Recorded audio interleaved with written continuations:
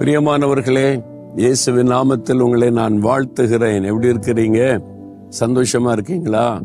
இருளான ஒரு சூழ்நிலை, என்ன பண்றதுன்னு தெரியல, இருட்டில் தடுமாறுகிற சூழ்நிலை காணப்படுதா? ஒன்றும் பயப்படாதங்க. சூரியன் உதிக்கிறா பாக்குறீங்க தானே? வெளிச்சம் வந்துட்டா இருள் தன்னால விளைகிறோம். உங்க வாழ்க்கையில சில பகுதிகள் இருளா இருக்குதில்ல? பாவம் என்கிற இருள், சாபம் என்கிற இருள், வியாதி என்கிற இருள், பயம் என்கிற இருள், கலக்கம் என்கிற இருள், பொல்லாத மனிதர்களால் வரக்கூடிய இருள், பொல்லாத ஆவியினால் உண்டாகின இருள், ஏதோ ஒரு இருள் உங்களை சூழ்ந்து வந்திருக்குதில்ல? என்ன பண்ண தெரியாம தடுமாறுறீங்கல்ல? ஒன்னும் பயப்படாதங்க. ஆண்டவர் என்ன வாக்கு கொடுக்கிறார் தெரியுமா? மல்கியா 4:2 உங்கள் மேல் நீதியின் சூரியன் உதிக்கும், அதன் செட்டையின் கீழ் ஆரோக்கியம் இருக்கும். நீதியின் சூரியன், சன் ஆஃப் ரைச்சஸ்னஸ். யார் அந்த சன் ஆஃப் ரைச்சஸ்னஸ்னா? இயேசு. அவர் தான் நீதியின் சூரியன். பார்த்தீங்களா? அவர் வந்துட்டா இருள் விலகிறோம், நம்முடைய வாழ்க்கையில வெளிச்சம் உண்டாயிரும். இயேசு கிறிஸ்து ஒரு பெயர் நீதியின் சூரியன் என்பது.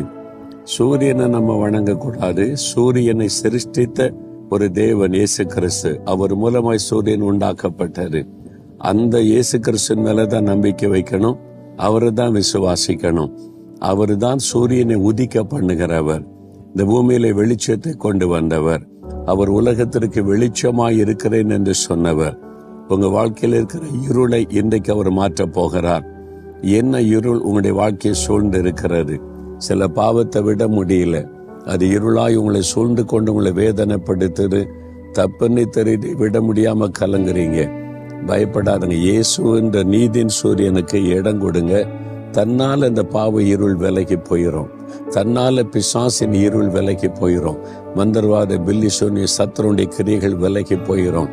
ஆண்டவர் வாக்கு கொடுக்கிறார், உங்கள் மேல் நீதியின் சூரியன் உதிக்கும். கர்த்தருடைய நாமத்திற்கு பயந்து நடக்கிறவங்க மேலதான் நீதியின் சூரியன் உதிக்கும்.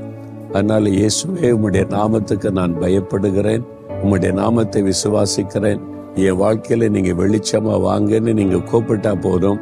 அப்படி வெளிச்சம் உங்களுடைய வாழ்க்கையில வந்துடும். உங்களுடைய வீட்டுக்குள்ளே வந்துடும். உங்க பிசினஸ் தளத்துக்குள்ளே வந்துடும். உங்களுடைய எல்லைகளுக்குள்ள அந்த வெளிச்சம் வந்த உடனே பாருங்க, இருள் எல்லாம் விலகி ஒரு வெளிச்சம், சந்தோஷம் வரும். இருள் வந்துட்டா ஒரு விதமான பயம், கலக்கம் வரும். அதனால்தான் நம்ம வீடுகளுக்குள்ளே முடங்கி விடுகிறோம். அந்த வெளிச்சம் வந்த உடனே பாருங்க, வெளியில ஃப்ரீயா சந்தோஷமாய் நடமாட ஆரம்பிக்கிறோம். இப்படி ஏதோ ஒரு காரியம் உங்களை முடக்கி வைத்திருக்கிறாரு.